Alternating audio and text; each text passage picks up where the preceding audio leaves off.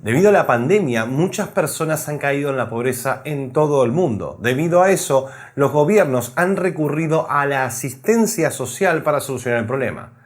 Hoy vamos a hablar de ello y como es un tema delicado, voy a intentar ser lo más serio que pueda.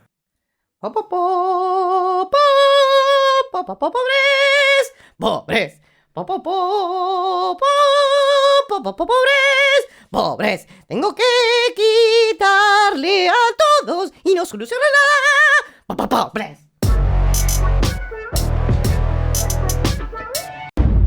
Algunos nacen sanos, algunos nacen lindos, otros no. Sin embargo, hay algo que todos vamos a tener en común a la hora de nacer. Todos nacemos sin nada. ¿Pero cómo vas a decir que la gente no nace? Sí, entendí, podés haber nacido en una familia rica. Pero yo estoy hablando del principio de los tiempos, cuando la gente vivía en cuevas y no tenía nada. Así que cuando nacías sin nada, nacías pobre. Con el pasar de los tiempos, el que era bueno cazando cazaba, el que sabía cocinar cocinaba, el sindicalista y el que era bueno construyendo construía hogares. Dividimos tareas, comerciamos y empezamos a generar riqueza. Y así destruimos por primera vez en la historia algo que era inherente al humano, la pobreza. Es tan fuerte el vínculo entre el tiempo y la pobreza que vos hoy tenés más comodidades que un millonario en 1900. Pensalo un segundo, por más dinero que haya tenido él, vos tenés un mejor colchón, tenés calefacción, tenés acceso a más variedad y mejor comida. Y por supuesto tenés mejor salud. Todo eso es gracias a que con la práctica y con años de hacerlo, la gente se especializó en cultivar, transportar, crear y confeccionar al punto de ofrecer el mejor servicio al menor costo. Sin embargo, por más que a nivel mundial la pobreza vaya disminuyendo, aún sigue existiendo. Y en gran parte debido a las medidas que se toman para erradicarla. O mejor dicho, ¿quién toma las medidas para erradicarla? Políticos. A nivel político, el pobre es la víctima perfecta. Debido a que es pobre, no accedió a una buena educación y como resultado de eso, es incapaz de entender cómo solucionar su propia condición, la pobreza. ¿Estás diciendo que los pobres son más brutos que el resto?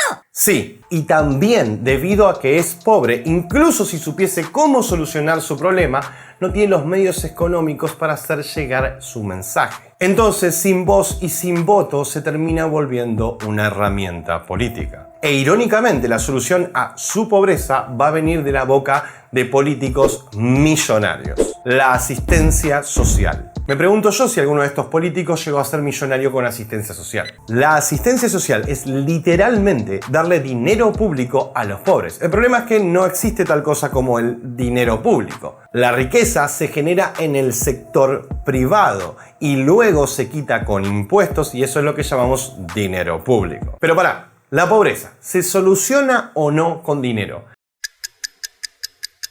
No. El problema es que compramos el discurso político de que la pobreza es no tener. Entonces, los que tienen son los ricos y los que no tienen son los pobres. El político corrió el discurso de para combatir la pobreza hay que generar trabajo a para combatir la pobreza solamente basta con dar cosas. Coincidentemente, recaudando para dar cosas, se crea un estado más grande para robar mejor y comprar votos para ser reelecto. Pero, ¿son las únicas consecuencias de la ayuda social más impuestos y corrupción? ¿Cómo afecta a una persona que le regalen dinero? Consecuencias de la ayuda social. 1. Quien recibe dinero va a seguir necesitando ayuda social. Les voy a contar una historia. A principios de 2020, el recién electo gobierno argentino lanzaba el plan Argentina sin hambre. La idea era crear la tarjeta alimentar, una tarjeta con 4.000 pesos de crédito para los que ya recibían la AUH. No sabes lo que es la AUH. Si no tenés preservativo, criterio, una pastilla al día después, piernas para ir a un hospital y que te regalen un preservativo, pastillas anticonceptivas, esta foto, puntería o algo de autocontrol, lo más probable es que embaraces a alguien o te embaracen. Y por el riesgo a que ese niño nazca en la pobreza, se crea la AUH, Asignación Universal por Hijo, que básicamente son 3.000 pesos por cada chico que salga de tu dispensa. Pero pará, si ya existía la AUH, ¿no era más fácil aumentar el subsidio que ya existía en lugar de crear uno nuevo? Sí, pará. Pero el problema empezó porque el Estado le estaba dando préstamos a los que cobraban la AUH. ¿Cómo que préstamo para la gente que cobra asistencia social? Pará, como te decía, el Estado le ofrece préstamos a los que cobran la AUH y para asegurarse que paguen las cuotas de estos créditos, El Estado le debitaba de la AUH. O sea que si cobras un subsidio, el Estado te da la opción de un préstamo que después tenés que pagar con ese subsidio. Sí, ¿y sabes cuántas personas que cobraban la AUH pidieron esos préstamos? El 80%. Ay, ¿no tenés al pelotudo? Es por eso que fue necesario crear un nuevo subsidio que no se debitara para pagar las cuotas del crédito. Y así es como nace la tarjeta alimentar. Pero, seamos justos, no todo es malo en Socialistán. La tarjeta alimentar no es como los otros subsidios. Su fin es mucho más específico: combatir la desnutrición. Y con ese objetivo en mente tiene una lista de alimentos que están prohibidos comprar con la tarjeta alimentar. Alimentos que no podés comprar con la tarjeta alimentar. 1. Alcohol. Listo, fin de la lista. ¿Querés alimentar a tus 7 hijos con 4.000 pesos de dulce de leche? Podés hacerlo. Es más, sucedió en Córdoba. Bueno, no, pero en la primera semana de existencia de la tarjeta, el Pepe, pobre promedio, gastó 1/4 de todos sus fondos en carne. 3 kilogramos por tarjeta alimentar. Uno pensaría que, siendo pobres, buscarían alimentos que rindan más, como por ejemplo el arroz, ¿no? Bueno, no. 1,3% de todo lo gastado fue en arroz. Y un 25% más se compró en alimentos ultraprocesados como dulce de leche. Como dijimos antes, para el pobre la pobreza es no tener y la riqueza es tener. Sin embargo, no es tener cualquier cosa, es tener esos símbolos que representan la riqueza en la sociedad moderna.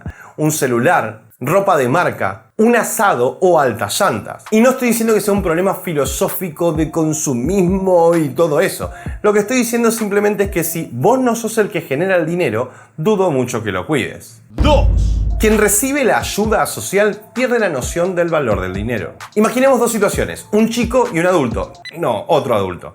Gracias. El dinero del chico viene de sus padres, ya que el chico, no trabaja. Para conseguir dinero, ese chico tiene que hacer lo que sus padres quieren: limpiar su cuarto, sacar la basura, manejar un EVA o lavar los platos. En pocas palabras, trabajar. Cuando se trata del adulto, la relación no cambia tanto. Tiene que trabajar también como el chico, pero la diferencia es que cambia el jefe. Cualquiera sea el caso, queda algo muy claro: esfuerzo igual dinero. Y es esfuerzo porque ni al chico ni al adulto le van a gustar todas las cosas de las tareas que tenga que hacer. Por más que el adulto sea un arquitecto que ame la arquitectura, seguramente se va a cruzar con algún cliente indeciso y medio intragable. Todos los trabajos tienen partes que no nos gustan. Y es gracias a eso que aprendemos algo muy valioso: ¿cuánto vale el dinero?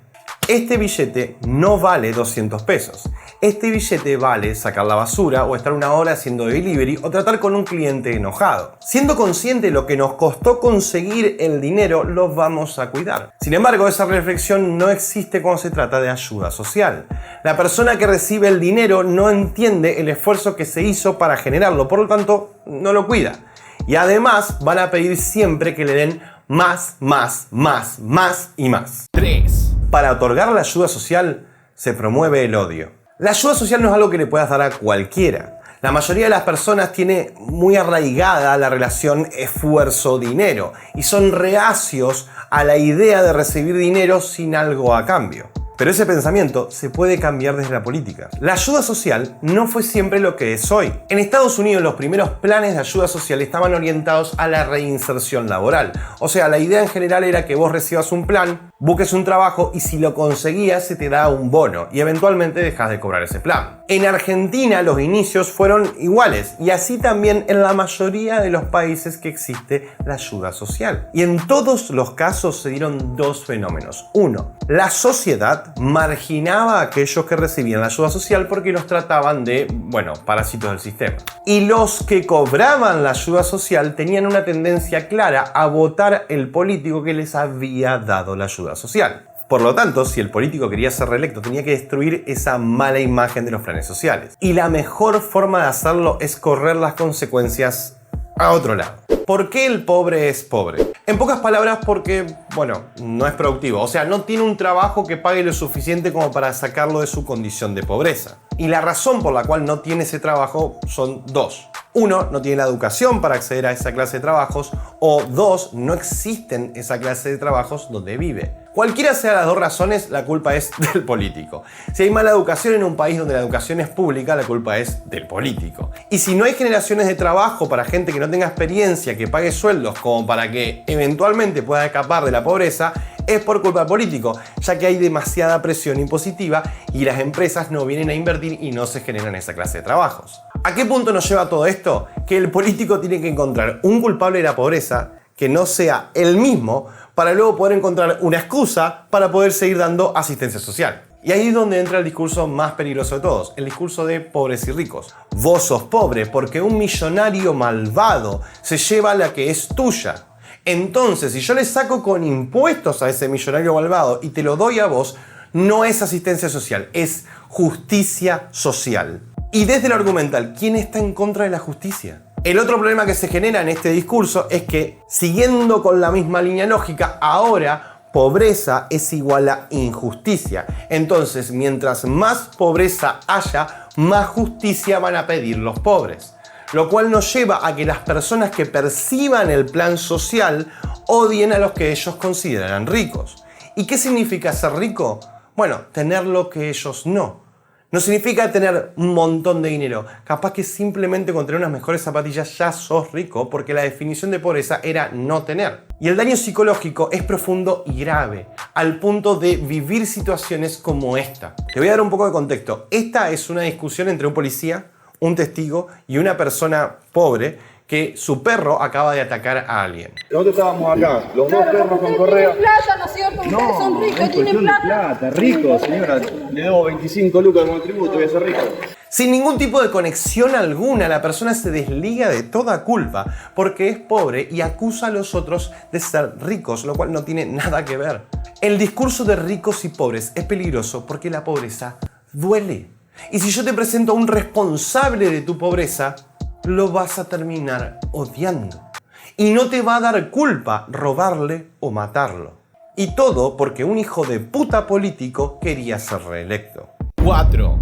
La ayuda social genera desempleo. No me equivoqué, no es al revés. La ayuda social genera desempleo. Pero qué ponte, ¿cómo se dice que no pueden generar desempleo si es así como al revés? No es así, los pobres y los ricos y Bill Gates. Como siempre, Anita, está 5 equivocada. Hagamos números finos. La familia promedio de clase media baja argentina está compuesta por 4 personas. Papá, mamá, mamé, Pepe, bueno, se entiende. 2 figuras paternales, maternales y 2 hijos. Si esa familia vive de planes sociales, esto se vería algo así. Aclaración, a continuación voy a enumerar 3 planes sociales, pero en Argentina hay 25 planes nacionales y muchos más provinciales. 3.000 pesos de AUH por cada hijo, 6.000 pesos de tarjeta alimentar por tener más de 2 hijos y 4.430 pesos del plan Hacemos Futuro. No sé dónde, pero lo hacen. En total, 16.430 pesos mensuales sin trabajar. El 70% de los argentinos gana menos de 20.000 pesos al mes.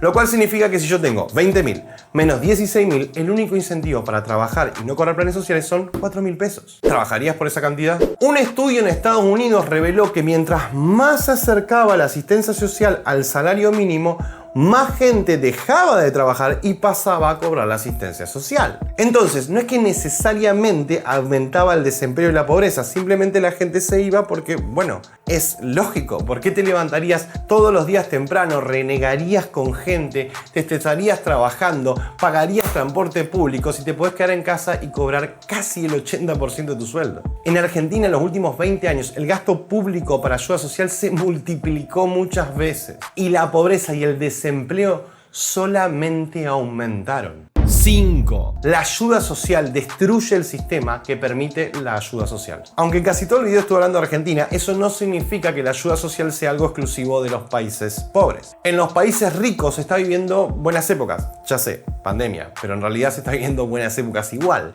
La riqueza es abundante y el desempleo es bajo. Debido a esta etapa de bonanza, se está debatiendo la renta universal. La idea es similar a la ayuda social, solamente que se vende como una especie de derecho. El ideal es este. Todos deberían tener derecho a acceder a lo básico. Un techo, una comida, servicios y mínimo acceso a la tecnología. Y no deberían estar obligados a trabajar de cosas que no disfrutan. Con las necesidades básicas ya cubiertas, la gente va a tener espacio a perseguir sus sueños y traer felicidad. Y pretenderían trabajos que realmente les gustaría hacer. Y unicornios, arcoíris, polvo de sueños y niños con el poder del amor que van tejiendo camitas donde los abuelos sueñan con colores y son felices. ¿Qué te gusta hacer a vos? ¿Te gusta jugar a la PlayStation? ¿Te gusta ver Netflix? ¿Te gusta juntarte con tus amigos? Actualmente vos estás obligado a trabajar para un empresario opresor a cambio de dinero para llegar a fin de mes. El Estado, que no es opresor, se lleva una buena mordida de lo que vos hiciste con tu esfuerzo en impuestos. E hipotéticamente, con los impuestos se pagaría esta renta universal.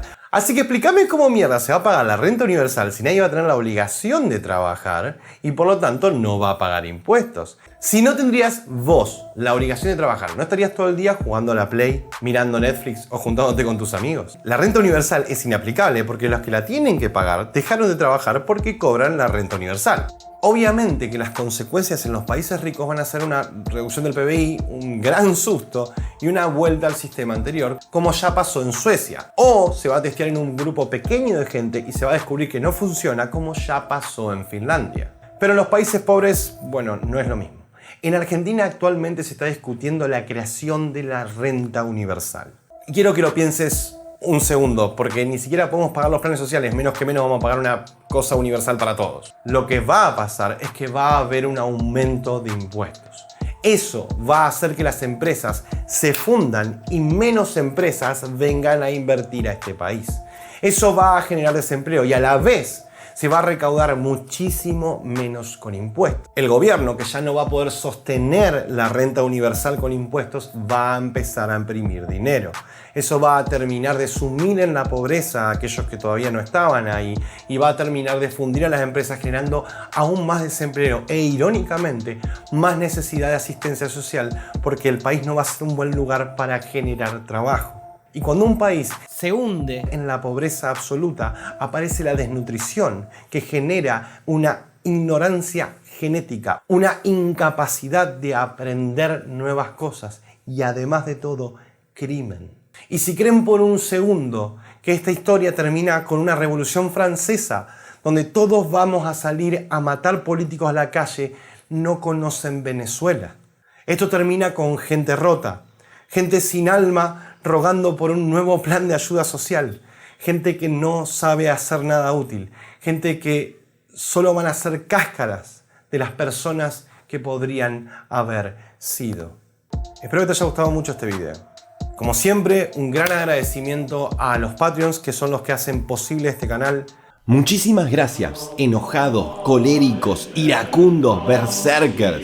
Es gracias a ustedes que yo puedo seguir haciendo esto. Y como reflexión final, y ya sé que esta es la tercera o cuarta reflexión final que hago, las oportunidades para que las cosas cambien son hoy.